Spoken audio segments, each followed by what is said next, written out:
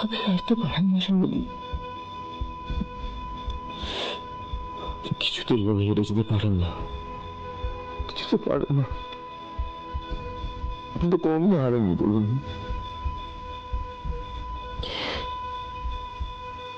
আজকে আমাকে কিছু করুন না। যবে থেকে চিকিৎসা করে তুমি সবসময় আমার পাশে থেকেছো। তোমার থেকে কত কিছু জানা শেখা বাকি আছে। এইভাবে চুপ করে গেলে আমি কি করে জানবো শিখবো বলো তো? প্লিজ প্লিজ এবার চুপ করে যাও।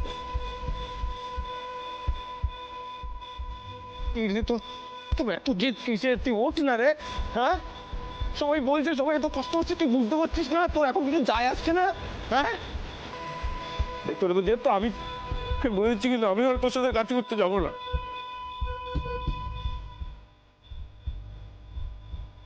আমি কিন্তু আর যাবো না ক্যান্টিনে তোর সাথে কাজ করতে, বলেছিলাম তুই যদি না উঠিস। আমি কিন্তু তুমি যাবো না কাজ করতে। কিন্তু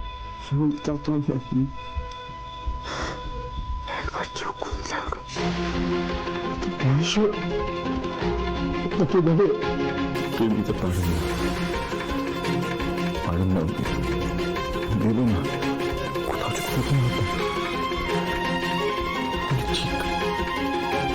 ঠিক আমাদের প্রার্থনা শুনবেন, আপনার কিচ্ছু হবে না, কিচ্ছু হবে না।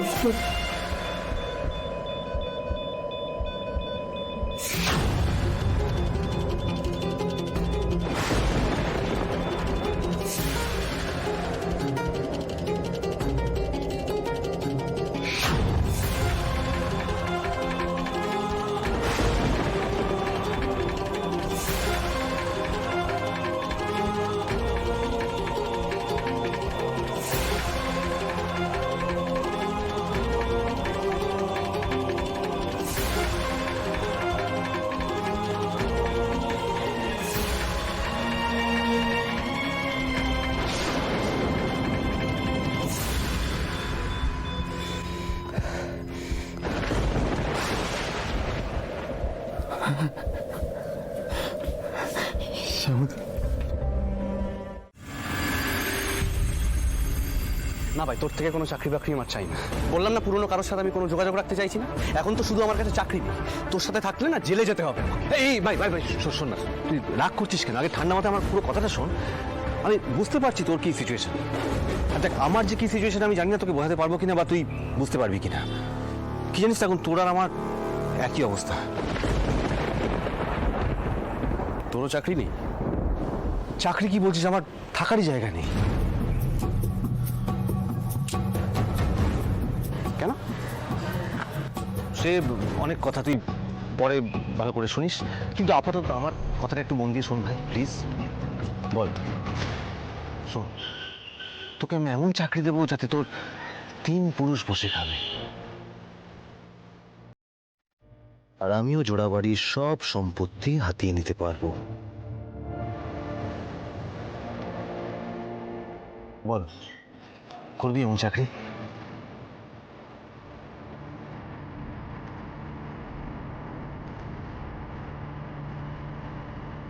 কাজটা কি শুনি আগে? ভেরি সিম্পল, তেমন কিচ্ছু করতে হবে না, শুধু তোকে রাজ সাক্ষী হতে হবে, ব্যাস। তাহলে বাকি জীবনটা তুই রাজার হালে কাটাবি।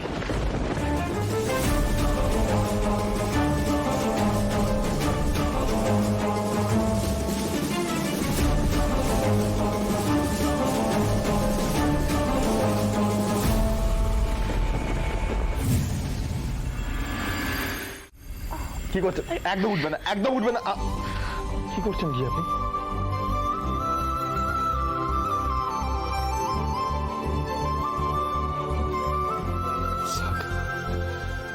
শ্যামলী কথা বলেছি, আমি এদের সাথে কথা বলছি।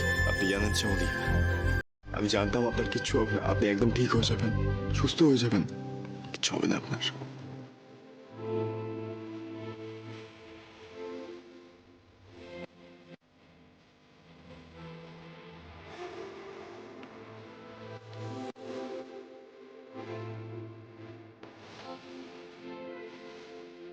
সুস্থ হয়ে গেছে, সুস্থ হয়ে গেছে। যাই বাইরে সবাইকে খবরটা দিয়ে আসি। সবাই সুস্থ হয়ে গেছে।